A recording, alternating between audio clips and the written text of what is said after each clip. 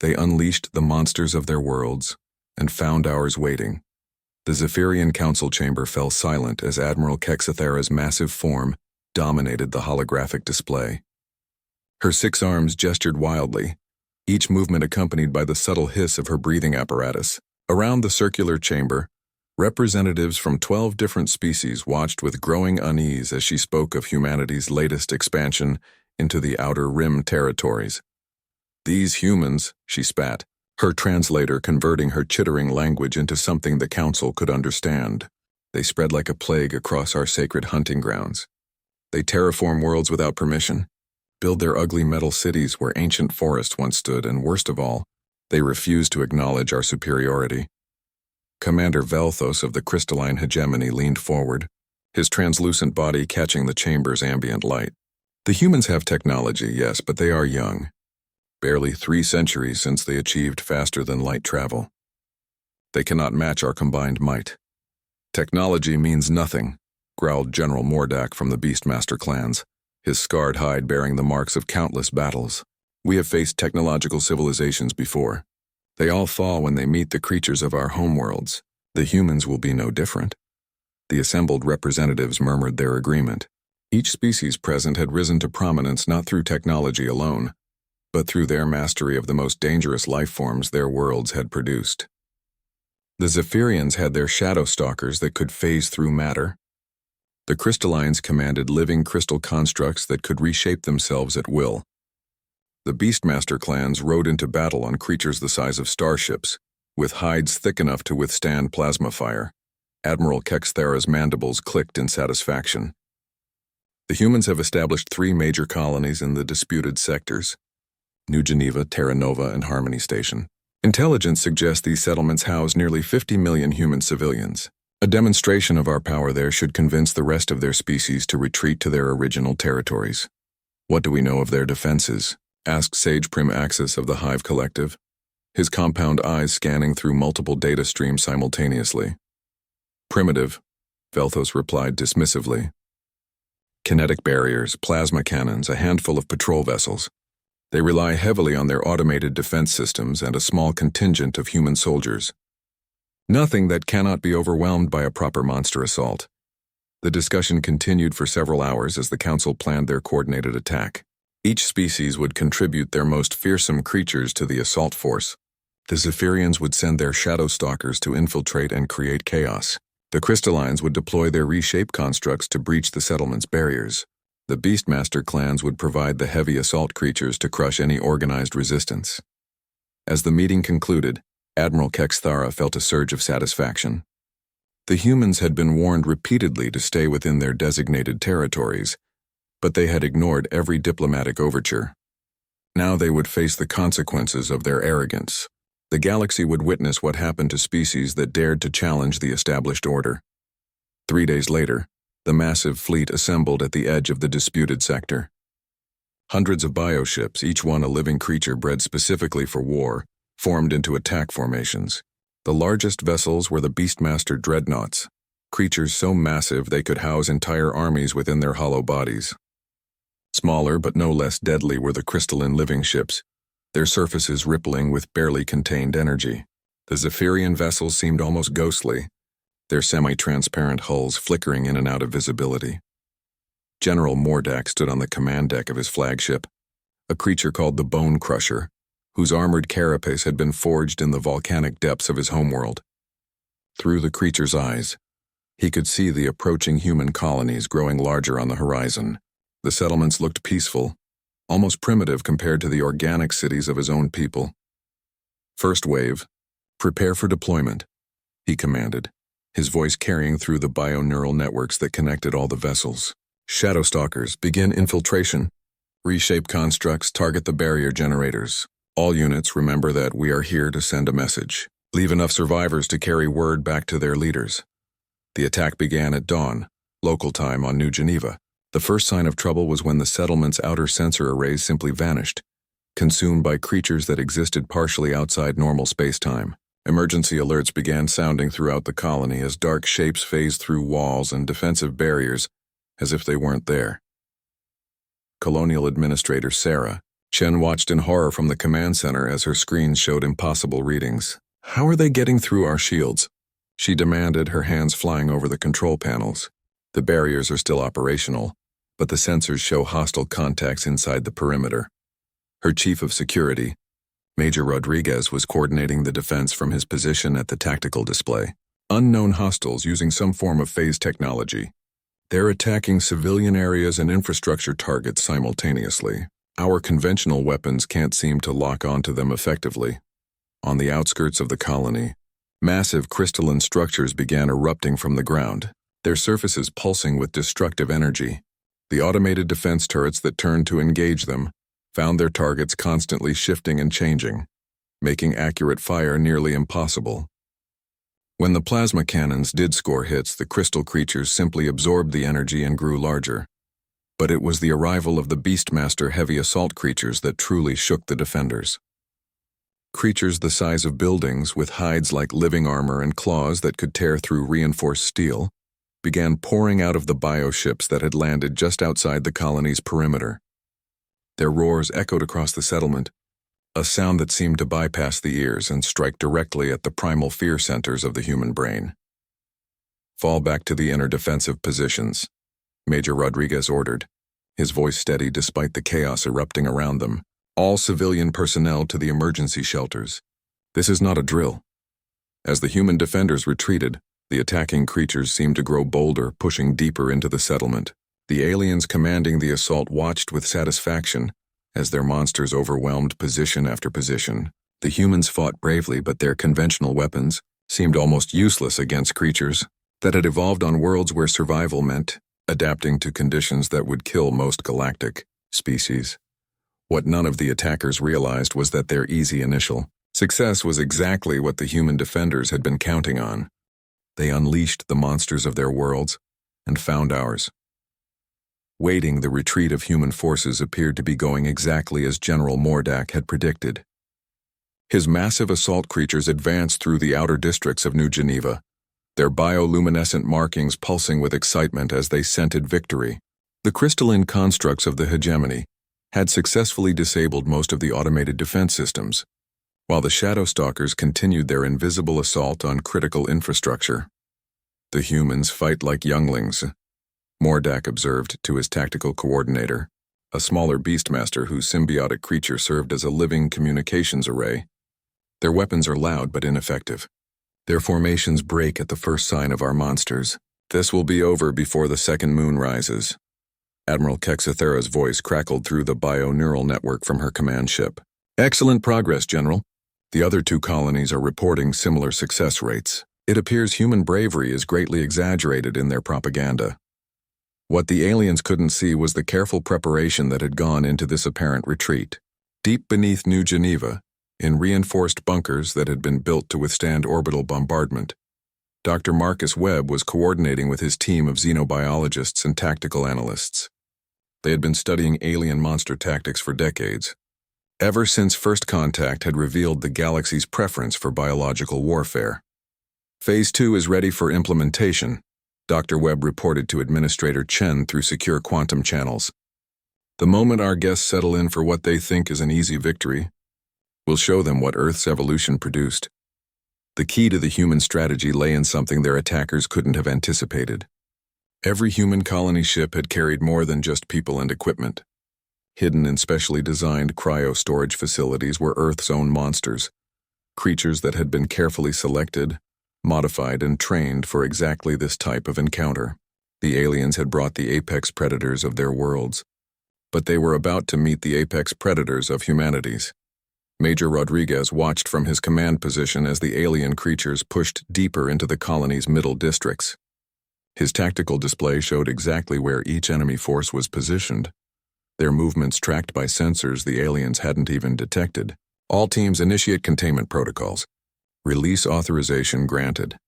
The first sign that something had changed came when a pack of Mordak's assault beasts suddenly stopped their advance, their enhanced senses detecting something that shouldn't have been there. The creatures were massive, bipedal predators with armor-like scales and claws designed for tearing through metal. They had never encountered anything on their homeworld that could make them hesitate. But now they stood frozen, their nostrils flaring as they tried to identify a scent that triggered every survival instinct their species had developed over millions of years. It was the smell of something that was not prey, not competition, but something infinitely more dangerous. It was the smell of a creature that had evolved not just to hunt, but to hunt hunters. The first human monster to emerge was something the aliens' intelligence networks had never recorded. It had once been called Tyrannosaurus rex, but 50 million years of directed evolution and genetic enhancement had created something far more terrifying. Standing nearly 20 feet tall and weighing 15 tons, the creature that stalked out of the hidden underground chambers was muscle, bone, and killing instinct refined to perfection. Its hide was not the decorative scales of museum reconstructions, but living armor that could deflect energy weapons and repair itself from damage. Its eyes held an intelligence that spoke of millions of years of evolution in an environment where only the most cunning predators survived. Most terrifying of all, this creature had been trained by humans who understood that the deadliest weapon was not size or strength, but the ability to learn and adapt. General Mordak's assault beasts, creatures that had dominated their own world's food chain for eons, took one look at the approaching predator and did something they had never done before in their entire species' history. They backed away. Impossible, Mordak growled, watching through his creature's eyes as they retreated from what should have been easy prey. They are merely afraid of an unfamiliar scent. Attack! Remember your training. But training meant nothing when instinct screamed that they were facing something their species had never evolved to handle. The human Rex moved with a fluid grace that spoke of perfect biomechanical engineering, each step calculated for maximum efficiency. When it opened its jaws, the sound that emerged was not just a roar, but a complex acoustic attack designed to disrupt the nervous systems of any creature that heard it. The Beastmaster assault creatures stumbled, their coordination shattered by frequencies that bypassed their conscious minds and struck directly at their brainstems. Some collapsed entirely, overwhelmed by neural feedback they had no defense against. Others fled in panic, their riders powerless to control creatures that had been reduced to terrified animals. But the Rex was not alone. From other concealed positions throughout the colony, more of Earth's monsters began to emerge. Velociraptors that had been enhanced with pack coordination algorithms and stealth capabilities that made them nearly invisible to alien sensors. Massive Spinosaurus variants that could operate equally well on land or in water, their bodies designed for aquatic combat against creatures that had never learned to fight in 3 dimensions. Commander Velthos of the Crystalline Hegemony watched in growing alarm as his reshaped constructs encountered something equally unexpected. The human defenders had released swarms of what appeared to be ordinary Earth insects, but these had been modified with nanotechnology that allowed them to consume and reprogram crystalline matrices. The Hegemony's living crystal weapons, accustomed to absorbing and redirecting energy attacks, found themselves being eaten from within by microscopic organisms that treated their crystalline structure as food. As the constructs tried to reshape themselves to escape the infestation, they only succeeded in spreading the nanoorganisms throughout their bodies more efficiently. How is this possible? Velthos transmitted to the command network. These creatures are organic, not technological. Our crystals should be immune to biological attack. Dr. Webb's voice cut through the communication channel, having breached their supposedly secure network with laughable ease. That's your first mistake, Commander. You assume biology and technology are separate things. On Earth, we learned long ago that the best technology is the kind that grows, adapts, and evolves on its own. The shadow stalkers of the Zephyrian forces discovered their own unpleasant surprise when they attempted to phase through the colony's inner defensive barriers. What they found waiting for them in the spaces between dimensions were creatures that existed primarily in quantum flux states, organisms that had evolved in Earth's deep ocean trenches, where the barriers between dimensions were naturally thin. These quantum predators, enhanced and directed by human science, were perfectly adapted to hunt creatures that thought themselves safe in phase space. The shadow stalkers, accustomed to being the hunters in the spaces between reality, suddenly found themselves being hunted by something that understood their realm better than they did. Admiral Kexathera felt the first cold touch of doubt as reports flooded in from all 3 attack sites. Her perfectly planned assault was not just failing, it was being systematically dismantled by creatures and tactics her intelligence networks had never even suspected existed. How many species does their homeworld contain? she demanded from her intelligence officers. "Our files show Earth as a garden world with primitive fauna." The answer, when it came, changed everything the Galactic Council thought they knew about humanity and the world that had produced them. They unleashed the monsters of their worlds, and found ours waiting. The intelligence report that reached Admiral Kexathera changed everything the Galactic Council thought they understood about Earth and its inhabitants. Her chief analyst, a Zephyrian with enhanced cognitive implants, delivered the findings with a tremor in his voice that the translation matrix couldn't quite hide. "Admiral," he began, his data tentacles interfacing directly with the ship's information networks, "our initial assessment of Earth's biosphere was catastrophically incomplete. The planet has experienced not one but 5 major extinction events. Each time, life not only survived but became more aggressive, more adaptable, and more deadly than before." Kexthara's mandibles clicked impatiently. "Explain how this affects our current tactical situation." "The creatures we're facing are not just Earth's current apex predators. The humans have somehow recovered genetic material from previous extinction cycles and enhanced it with their technology. We're not fighting one world's evolution, Admiral. We're fighting 65 million years of accumulated evolutionary pressure." On the surface of New Geneva, the battle had shifted dramatically. General Mordek's assault creatures, bred on a world where they faced no serious competition, were being systematically outmaneuvered by predators that had learned to kill, in an environment where failure meant extinction. The Earth monsters didn't just attack. They coordinated with a sophistication that spoke of human training, combined with instincts honed across geological ages. A pack of enhanced velociraptors had surrounded one of Mordek's prized hunter-killers, a creature the size of a small building with natural armor and acid spray weaponry. Under normal circumstances, such a beast would have been unstoppable. But these were not normal circumstances. The raptors moved in perfect coordination, each one using quantum-enhanced neural links to share tactical information instantaneously. The alien creature spun to face one attacker, only to find 3 more striking from different angles. When it tried to use its acid spray, the raptors simply phased into stealth mode, their modified skin cells bending light around them until they became nearly invisible. The alien predator found itself fighting shadows and whispers until exhaustion made it vulnerable to a perfectly coordinated final attack. "This is impossible," Mordek roared, watching his creatures fall one by one. "My beasts are the product of 10,000 years of selective breeding. They cannot be defeated by primitive Earth animals." Dr. Webb's voice responded from speakers hidden throughout the battlefield, his tone carrying the calm confidence of someone who had prepared for this moment for decades. "General, your creatures are impressive." "But they evolved on a world where they were the apex predators. Earth's history is different. Our apex predators evolved in competition with each other. Every species that survived our world's history had to be better than the last apex predator, because anything less meant extinction." The reality of Earth's evolutionary pressure became clear as more of humanity's monsters emerged from their hidden positions. Megalodon sharks that had been modified for land combat, their massive forms supported by gravitic enhancement systems that allowed them to move through air as easily as water. Saber-toothed cats with neural implants that gave them tactical awareness and the ability to coordinate with human forces in real time.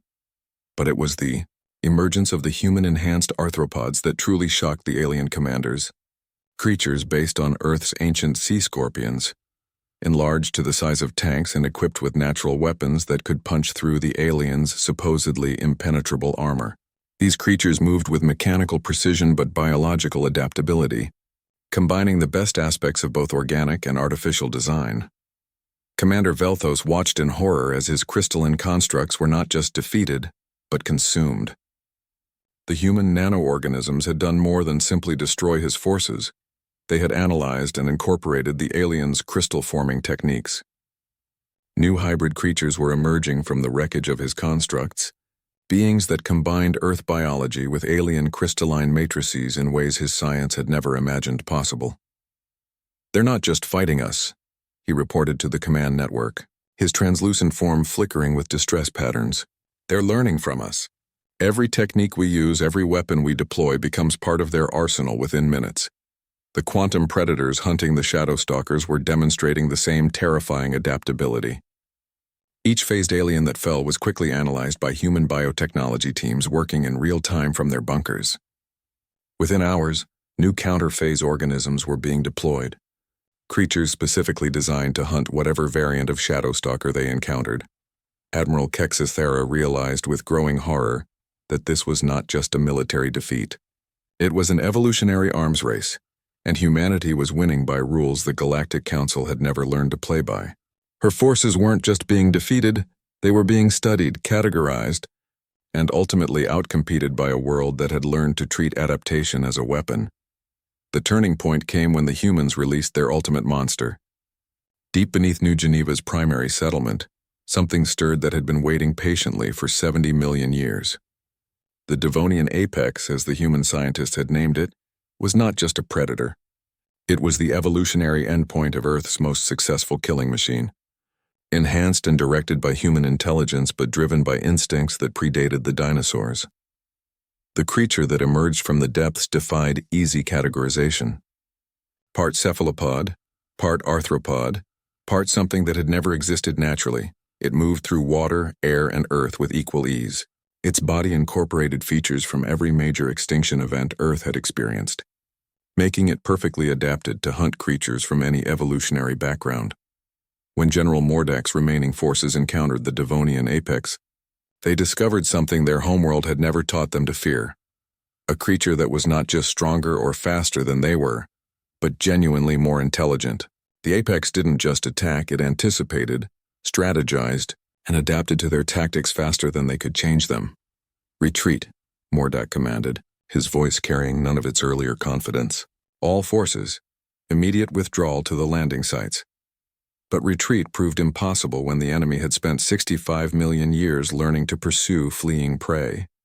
The enhanced Earth creatures followed the aliens not with the simple persistence of hunting animals, but with the tactical sophistication of a military force that understood terrain, logistics, and psychological warfare. The alien bioships found themselves under attack by creatures they couldn't have imagined. Flying predators based on extinct pterosaurs but enhanced with spaceflight capabilities and energy weapons. Aquatic hunters that could survive in vacuum and attack through hull breaches. Ground-based monsters that could leap impossible distances and punch through armored hulls with claws that incorporated quantum edge technology. As the reports flooded in from all three attack sites, Admiral Kexithara made a decision that would echo through galactic politics for centuries to come. All forces, full retreat. Emergency beacon to the Council. Classification, existential threat level. But even as her fleet began to withdraw, the Admiral knew it was already too late. The humans had not just defeated their assault, they had studied it. Every creature, every weapon, every tactic the Galactic Council had used was now part of humanity's growing understanding of their neighbors' capabilities. The monsters of 12 worlds had been unleashed upon humanity, only to discover that Earth's monsters had been waiting for them.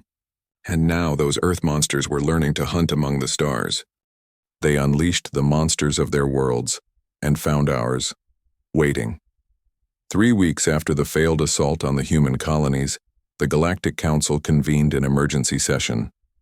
The ornate chamber that had once echoed with confident declarations of human inferiority now hummed with nervous energy and barely contained panic.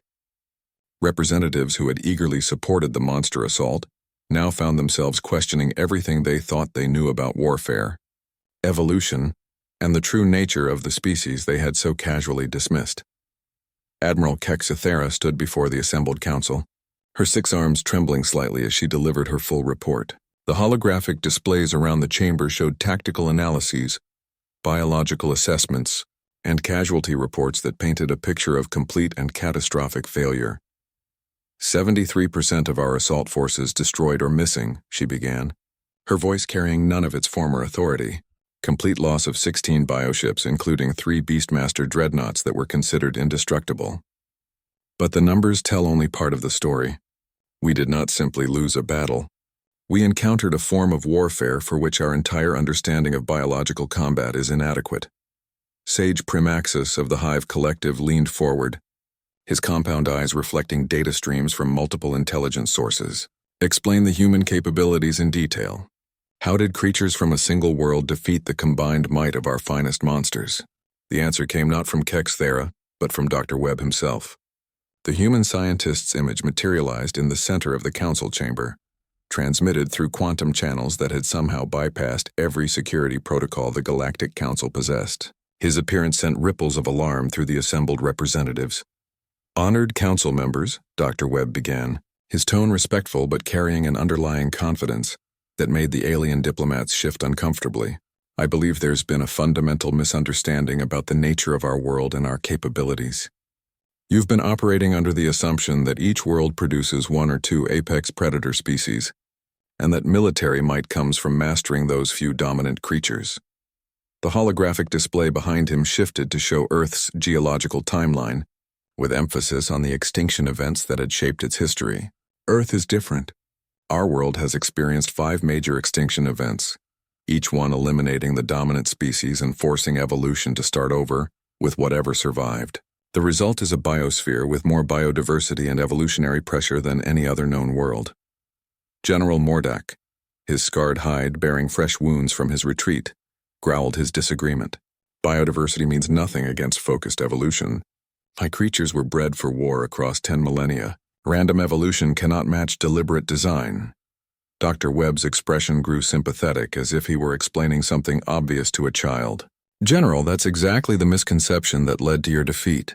You bred your creatures for war, yes, but war against what? Against prey species, against environmental challenges, against obstacles that couldn't adapt to your tactics.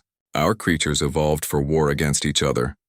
Every predator on Earth had to be deadlier than the predator before it, or it would be eliminated by natural selection. The implications hit the Council like a physical blow."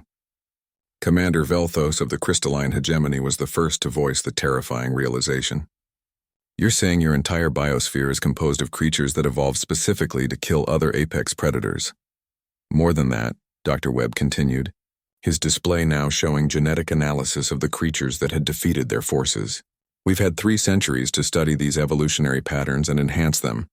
Every creature you faced was the product of not just natural selection, but directed evolution designed to counter specific types of alien biology." The chamber erupted in alarmed chittering, clicking, and other sounds of distress as the full scope of the situation became clear. They had not attacked a primitive world defended by simple creatures. They had challenged the end product of the most competitive evolutionary environment known to science, enhanced by a species that understood biological warfare at the molecular level. Admiral Kexthera raised a trembling arm for attention. "The humans demand immediate cessation of all hostilities and the withdrawal of Council forces from the disputed territories. In exchange, they offered to negotiate new territorial boundaries that would be acceptable to all parties." "And if we refuse?" asked Mordak, though his voice lacked any of its former aggression. Dr. Webb's image smiled, but there was nothing reassuring about the expression. "General, in the past 3 weeks, our xenobiological teams have completed their analysis of your force's genetic structures, behavioral patterns, and technological integration methods. We now understand how your creatures function, how they're trained, and most importantly, how they can be countered." New images appeared in the holographic display, showing creatures that made the aliens' most fearsome monsters look like house pets. Earth creatures that had been modified specifically to hunt Beastmaster assault beasts, their bodies incorporating adaptive technologies that could counter any natural armor. Nanoorganisms designed to target crystalline hegemony matrices with surgical precision. Quantum predators that could phase into the Shadow Stalker's dimension and hunt them in their supposed sanctuary. "But more concerning," Dr. Webb continued, "we've also begun developing creatures specifically designed to hunt in the environmental conditions of your homeworlds. Our Mars research stations have successfully created organisms capable of surviving and thriving in the methane storms of the Beastmaster home system. Our lunar laboratories have produced crystalline hunters that can operate in the zero-gravity crystal forests of the hegemony worlds." The council chamber fell into stunned silence as the implications became clear. The humans weren't just defending their territory. They were demonstrating the capability to take the war to their attackers' homeworlds with weapons specifically designed to function in alien environments. Sage Primaxis was the first to find his voice. "You're threatening our homeworlds." "We're demonstrating capability," Dr. Webb corrected gently. "There's an important difference. We could have deployed these organisms during your initial attack, but we chose to limit our response to defensive measures. We're hoping that demonstration of our defensive capabilities will be sufficient to convince the Council that military action against human territories is not a viable option. The unspoken implication hung in the air like a toxic cloud. If defensive demonstration wasn't sufficient, the humans were prepared to move to offensive operations with creatures specifically designed to devastate alien homeworlds. Commander Velthos leaned back in his crystalline seat, his form flickering with stress patterns. How many species could you target simultaneously? Dr. Webb's smile widened slightly. Commander, Earth's biosphere has produced successful organisms for every known environmental condition in the galaxy. Arctic predators that function in temperatures that would freeze your crystalline matrices solid. Desert hunters that thrive in conditions that would dehydrate your largest creatures in minutes. Deep-sea organisms that could hunt in the crushing depths of gas giant atmospheres. And we've enhanced all of them. The message was unmistakable. Humanity possessed not just the defensive capabilities they had demonstrated, but the biological diversity to wage offensive warfare against any known species, on any known world under any known conditions. The evolutionary pressure cooker of Earth had produced solutions to challenges the aliens had never even encountered. General Mordak slumped in his command throne, the fight going out of him as he realized the scope of what they faced. How long would it take you to deploy these offensive organisms? They're already deployed, General, Dr. Webb replied quietly. Reconnaissance versions have been observing your homeworlds for the past 2 weeks, gathering environmental data and behavioral information. If we had chosen to pursue offensive action, it would have begun before your forces completed their retreat. The council chamber erupted again, this time in panicked communication, as each representative tried to contact their homeworld defense forces. The humans had not just defeated their assault, they had been operating offensive reconnaissance missions while the Council still thought they were dealing with a primitive species defending isolated colonies. Admiral Kexthera raised all 6 arms in a gesture of surrender that was unmistakable across all galactic cultures. What are your terms for peace? They unleashed the monsters of their world and found ours waiting, Doctor. Webb's holographic form shifted as he accessed new data streams, his expression becoming more formal as he prepared to deliver humanity's terms for peace. The council chamber remained silent, each representative acutely aware that they were no longer negotiating from a position of strength, but rather trying to salvage what they could from a catastrophic miscalculation. Our terms are straightforward, Dr. Webb began, his voice carrying the weight of a species that had just demonstrated its ability to revolutionize galactic warfare. First, immediate recognition of human territorial claims in all disputed sectors. Second, establishment of neutral buffer zones around human colonies to prevent future misunderstandings. Third, formal acknowledgement that any future military action against human territories will be met with proportional response against the aggressor's homeworld. The implications of the third term sent ripples of alarm through the assembled aliens. Proportional response, given what they had witnessed of human capabilities, could mean the complete sterilization of an attacking species' biosphere.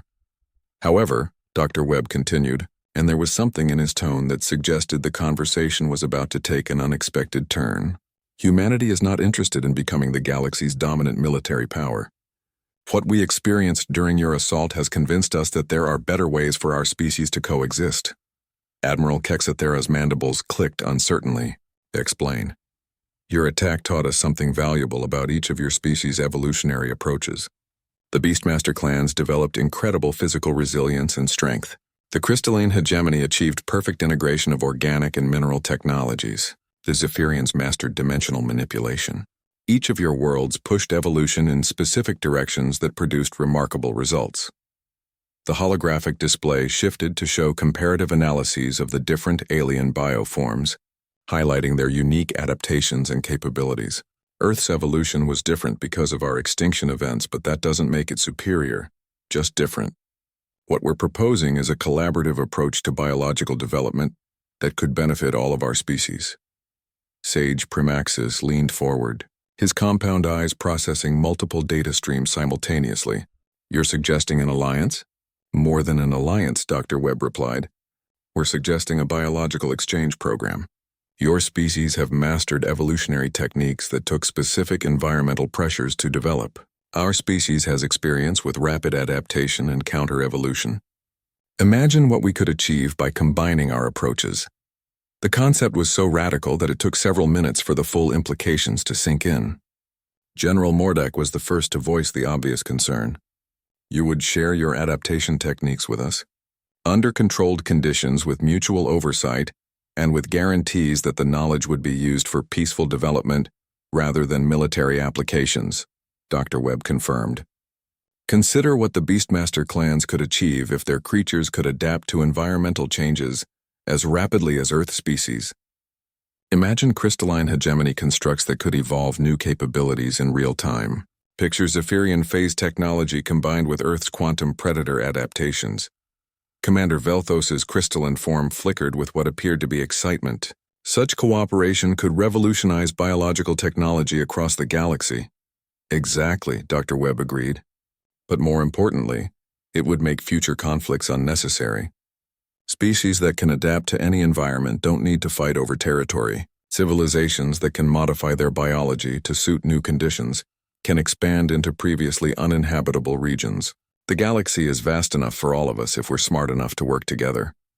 The proposal represented a complete paradigm shift from the Galactic Council's traditional approach to interspecies relations. Instead of viewing biological diversity as a source of military advantage to be hoarded, humanity was suggesting it could be a shared resource that benefited everyone.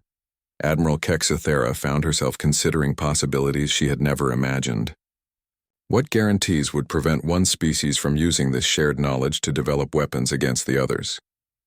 The same guarantee that's kept Earth species from driving each other to extinction despite millions of years of evolutionary pressure, Dr. Webb replied. Mutual dependence creates stability. When every species benefits from cooperation, the cost of conflict becomes prohibitively high. The holographic display shifted to show projections of what such cooperation might achieve. Hybrid technologies that combine the best features of multiple evolutionary approaches. Organisms that could thrive in previously impossible conditions. Biological solutions to problems that had stumped galactic science for millennia. Consider the Devonian apex that your forces encountered, Dr. Webb continued. It was terrifying as a weapon, but its underlying biology could be adapted for exploration and research. Imagine deploying similar organisms to study gas giant atmospheres, or explore the cores of stars, or investigate the biological possibilities of parallel dimensions. General Mordak's scarred hide rippled with what might have been admiration. You would turn weapons into tools of discovery. We would turn competition into collaboration, Dr. Webb corrected.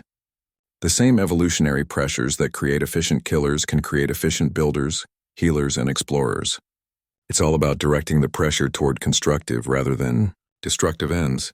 The conversation continued for hours as the Council grappled with concepts that challenged their fundamental understanding of interspecies relations.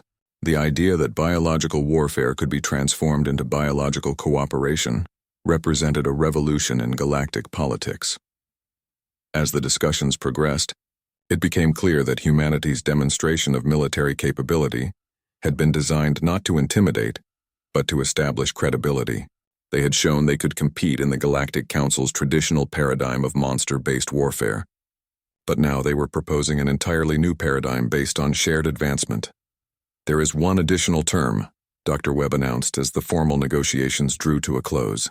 Humanity reserves the right to maintain defensive capabilities commensurate with any potential threats. We will share our adaptation techniques, but we will also continue developing countermeasures for every biological weapon system in the galaxy. The message was clear. Cooperation was preferred, but humanity would be prepared for any species that chose conflict over collaboration. Sage Primaxis performed the Hive Collective's gesture of formal agreement. The terms are acceptable. When would this biological exchange program begin? Dr. Webb's smile was genuine this time, reflecting relief as well as satisfaction. Immediately. We have research teams standing by on all human colonies, ready to begin collaborative projects with any species interested in exploring the possibilities.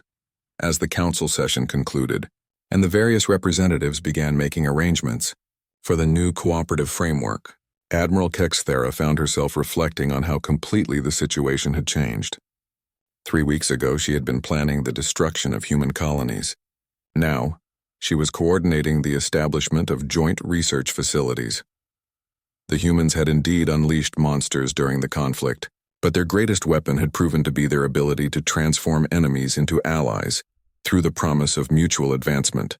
It was, she realized, the most sophisticated form of evolutionary pressure imaginable, the kind that made cooperation more advantageous than competition.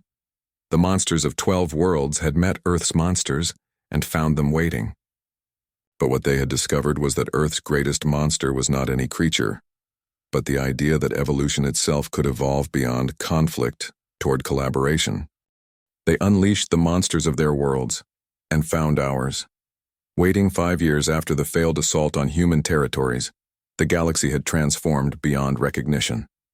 What had begun as a catastrophic military defeat for the Galactic Council had evolved into the most productive period of interspecies cooperation in recorded history.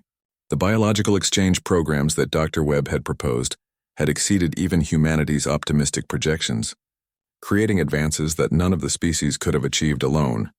Dr. Sarah Chen, daughter of the former New Geneva administrator, walked through the corridors of the Joint Research Station, orbiting the neutral zone between human and Beastmaster space. The facility itself was a marvel of collaborative engineering, its living hull grown from crystalline hegemony biomatrices, its environmental systems managed by evolved descendants of Earth's most adaptable organisms, and its dimensional anchoring provided by refined Zephyrian phase technology. The neural integration trials are showing remarkable progress, reported Dr. Keksavash, Admiral Kexthera's niece who had become one of the project's leading researchers. Her 6 arms moved with practiced precision as she manipulated holographic displays, showing the latest experimental results. The Earth-derived neural enhancement protocols have successfully integrated with Beastmaster combat instincts. Our creatures now demonstrate tactical flexibility that was previously impossible. Sarah nodded, studying the data with satisfaction. The hybrid creatures they were developing represented the best of both species' evolutionary achievements. Beastmaster's strength and resilience, combined with Earth's adaptability and learning capacity, had produced organisms capable of feats that amazed even their creators. How are the crystalline integration experiments proceeding? Sarah asked, moving to another section of the laboratory where Commander Velthos's research team was working on their own revolutionary projects. Beyond our most optimistic projections, Velthos replied, his crystalline form now incorporating bioorganic elements that allowed for even greater flexibility. The Earth-based nanoorganisms have learned to guide crystal growth in ways we never imagined possible. We're creating materials that are simultaneously living tissue and mineral matrix, capable of self-repair, adaptation, and evolution. The breakthrough had come when human researchers realized that Earth's history of extinction events had produced organisms capable of rapid cellular reconstruction. Combined with crystalline hegemony techniques for mineral manipulation, they had created hybrid materials that could literally evolve their molecular structure to meet changing requirements. The applications are staggering, Velthos continued, his excitement evident despite his species' typically reserved nature. Architecture that adapts to environmental conditions, vehicles that repair and upgrade themselves, even personal equipment that evolves with the user's needs. But it was the Zephyrian collaboration that had produced the most unexpected results. Working with Earth's quantum predators, researchers had developed techniques for biological manipulation of dimensional space that opened up entirely new fields of science, organisms that could exist partially outside normal space-time, using dimensional pockets for storage, transportation, and even consciousness expansion. The philosophical implications are as significant as the technological ones, explained Dr. Primaxis, whose Hive Collective had become the coordinators for much of the interdisciplinary research. We're not just combining technologies, we're combining ways of understanding reality itself. Sarah made her way to the station's central laboratory, where the most ambitious project of all was nearing completion.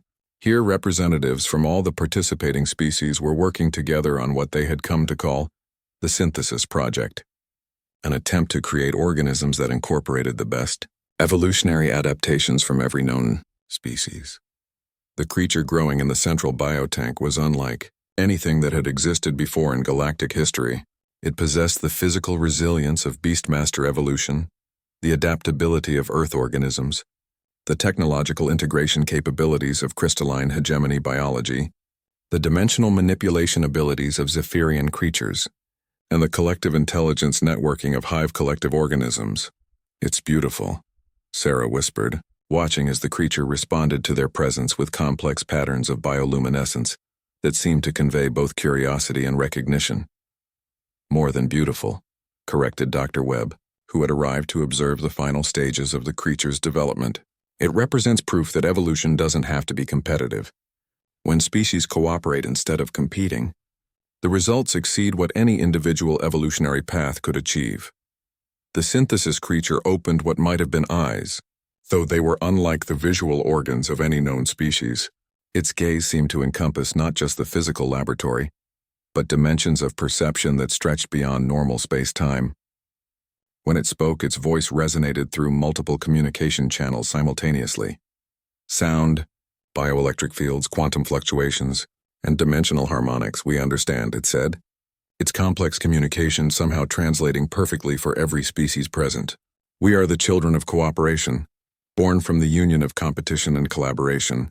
We see the path forward. The implications hit the assembled researchers like a revelation. They had not just created a hybrid organism, they had created something that understood the philosophical foundations of their project better than they did themselves. The creature represented not just biological synthesis but evolutionary wisdom. What do you see? Dr. Webb asked, his scientific curiosity overriding any concerns about the creature's unprecedented capabilities. The galaxy is vast, the synthesis creature replied, its multidimensional perception allowing it to see beyond the laboratory, beyond the station, beyond local space. There are challenges coming that will require the cooperation of all evolved species, environmental catastrophes that will require Earth's adaptability, dimensional invasions that will require Zephyrian expertise, technological plagues that will require crystalline integration abilities, physical threats that will require Beastmaster strength, coordination challenges that will require hive collective networking. The creature's perception seemed to extend into possible futures, seeing patterns and connections that no single species could comprehend. The conflict that brought us together was not an ending but a beginning. The monsters you unleashed taught you that competition alone leads to destruction, but cooperation guided by wisdom leads to transcendence. As the assembled researchers absorbed the implications of what their creation was telling them, Sarah realized that humanity's greatest contribution to galactic civilization had not been their biological warfare capabilities, but their understanding that evolution itself could evolve beyond its competitive origins. The Galactic Council, once a forum for territorial disputes and resource conflicts, had transformed into a collaborative research organization focused on pushing the boundaries of what evolved life could achieve. The monsters of 12 worlds had been unleashed, but they had found Earth's greatest monster waiting, the idea that all monsters could choose to become something better. What happens now? Admiral Kexathara asked, her presence commanding respect. Despite her species' former role as aggressor, the synthesis creature's bioluminescent patterns shifted to what could only be described as anticipation, mixed with profound purpose. Now we prepare for the real test. The galaxy holds wonders and terrors beyond what any of our species have yet encountered, but together, with the wisdom of cooperation and the strength of synthesis, we will be ready for whatever waits among the stars. As the research teams began planning for the next phase of their collaboration, Sarah reflected on how completely the universe had changed. The failed assault on human colonies had begun as an attempt to demonstrate galactic hierarchy through superior monsters. Instead, it had become the catalyst for the greatest evolutionary leap in known history, the transformation from competitive evolution to cooperative transcendence. The monsters were no longer weapons to be unleashed against enemies. They had become partners in the greatest adventure of all, the endless journey toward becoming something better than what evolution had originally intended.